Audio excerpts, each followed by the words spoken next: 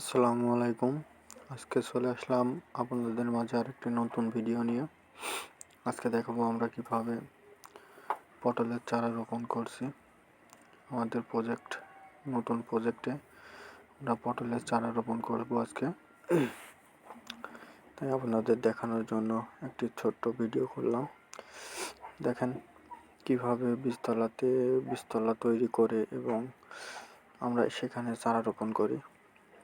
এই যে দেখছেন আমরা এক বীজতলাতে 2টা করে চারা রোপণ করছি, যাতে একটা চারা নষ্ট হয়ে গেলেও আর একটা চারা থেকে আমরা এখান থেকে পটল পাবো। দেখেন আমাদের শ্রদ্ধেয় বড় ভাইজান কিভাবে চারা রোপণ করছে বীজতলাতে। এই যে পরবর্তী আরেকটি বীজতলাতে চারা রোপণ করবে।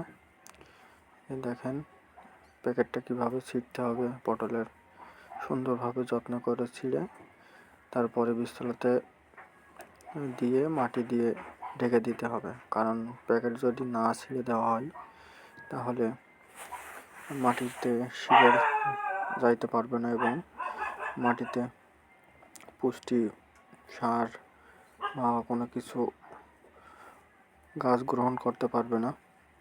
তাই প্যাকেটটা সুন্দরভাবে ছিঁড়ে সুন্দর করে গর্তের ভিতরে দিয়ে চারিপাশ মাটি দিয়ে সুন্দরভাবে ঢেকে দিতে হবে এবং এর পরের স্টেপে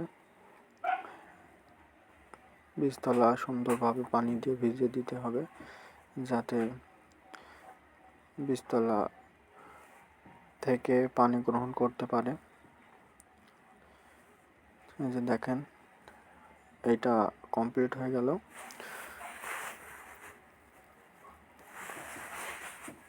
এই যে আমরা এইভাবে সারি করে পটলের চারা রোপণ করছি। 2 সাইড দিয়ে পটলের চারা রোপণ করে দিচ্ছি এবং মাঝখান দিয়ে ফাঁকা রেখেছি যাতায়াত করার জন্য। এই যে আমাদের আরেক বড় ভাইজান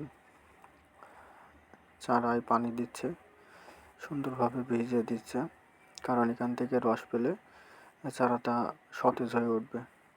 ওই যে আমরা মাছ দিয়ে রাস্তা রেখে দিয়েছি, মাছ দিয়ে পানি নিষ্কাশনের ব্যবস্থা রাখা হয়েছে, যাতে পানি বাঁধলেও পানিটা সরে যায়।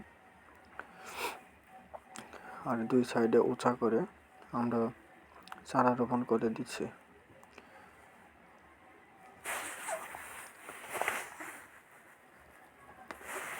আমরা এখানে টোটাল 100 পিস চারা রোপণ করলাম। 2 সাইড দিয়ে সুন্দরভাবে প্রতিটা বীজতলাতে 2টা করে চারা দিচ্ছি। এই যে দেখেন যেখানেও 2টা দেওয়া হয়েছে।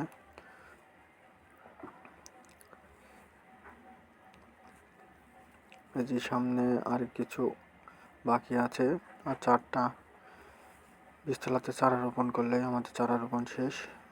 এই যে আমাদের পাশে পুকুর, আমরা পুকুরের বাউরির উপরে 100 পিস চারা রোপণ করলাম আজকে। এই যে আমাদের টোটাল এরিয়া পুকুরের।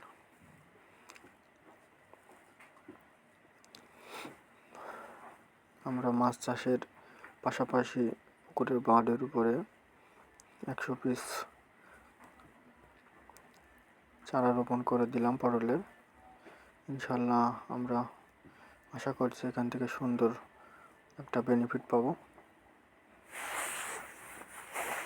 সবাই ভালো থাকবেন এবং আমাদের জন্য দোয়া রাখবেন, যাতে আমরা সাফল্য অর্জন করতে পারি।